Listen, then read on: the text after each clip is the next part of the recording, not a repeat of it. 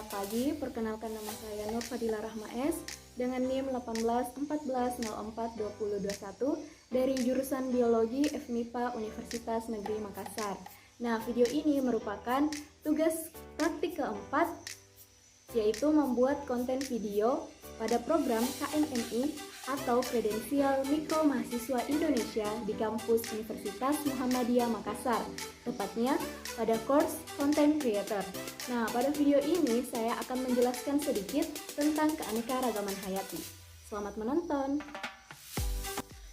Oke, baik teman-teman, kita mulai. Nah, sebelum saya menjelaskan, saya ingin bertanya, apa sih itu keanekaragaman hayati? Oke, jadi keanekaragaman hayati mencakup berbagai perbedaan atau variasi bentuk, penampilan, jumlah, dan sifat-sifat yang terlihat pada berbagai tingkatan, baik tingkatan gen, tingkatan spesies, maupun tingkatan ekosistem. Jadi berdasarkan hal tersebut, para pakar membedakan keanekaragaman hayati menjadi 3 tingkatan, yaitu keanekaragaman gen, keanekaragaman jenis atau spesies, dan keanekaragaman ekosistem. Oke, selanjutnya saya akan menjelaskan keanekaragaman hayati dari 3 tingkatan tersebut. Nah, yang pertama ada tingkatan gen. Keanekaragaman tingkatan ini disebabkan karena adanya variasi gen atau struktur gen dalam suatu spesies makhluk hidup. Gen sendiri merupakan faktor pembawa sifat keturunan yang dapat dijumpai di dalam kromosom. Contohnya pada tanaman bunga mawar yang memiliki bermacam-macam warna seperti warna merah, putih, kuning, merah muda, dan warna-warna lainnya. Yang kedua yaitu tingkatan jenis atau spesies. Keanekaragaman jenis ini menunjukkan seluruh variasi yang terdapat pada makhluk hidup antar jenis. Perbedaan antar spesies organisme dalam satu keluarga lebih mencolok sehingga lebih mudah diamati daripada perbedaan antar individu dalam satu spesies.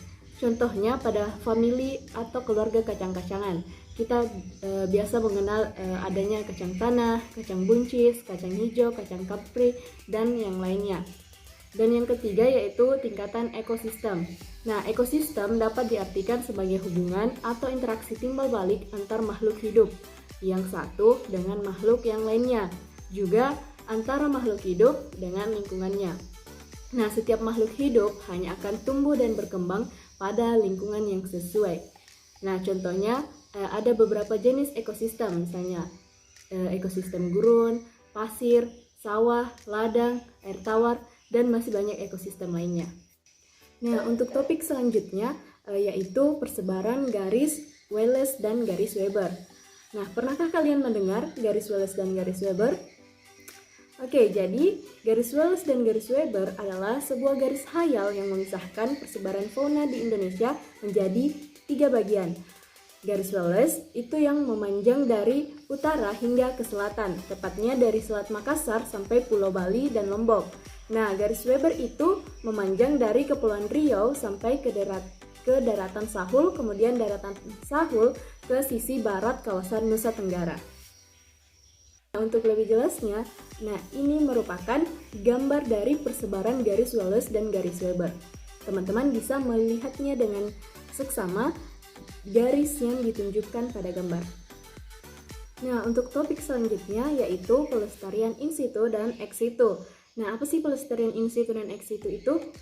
Pelestarian in situ merupakan usaha pelestarian hewan dan tumbuhan yang dilakukan di habitat aslinya. Contoh pelestarian hewan dan tumbuhan di habitat aslinya, misalnya pada cagar alam, suaka marga satwa, hutan lindung, dan lain-lain. Kemudian, untuk pelestarian ex situ merupakan usaha pelestarian hewan dan tumbuhan yang dilakukan di luar habitat aslinya, misalnya kebun botani, taman safari, kebun binatang. Nah, mengapa dibuat pelestarian in situ dan ex situ? Apa perlunya sih? Adapun manfaat dari pelestarian, baik itu pelestarian in situ maupun pelestarian ex situ, yaitu melindungi satwa liar, melindungi hewan atau tumbuhan yang terancam punah, melestarikan hewan dan tumbuhan, juga dapat difungsikan sebagai pencegah banjir, erosi, dan memelihara kesuburan tanah.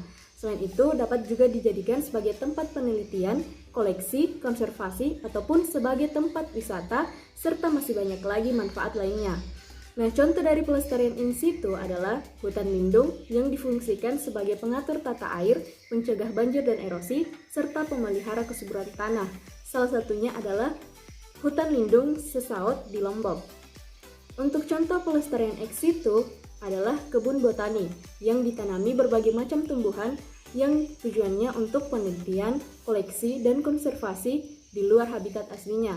Selain itu, kebun botani berfungsi sebagai sarana wisata dan pendidikan. Salah satu kebun botani yaitu Kebun Raya Bogor.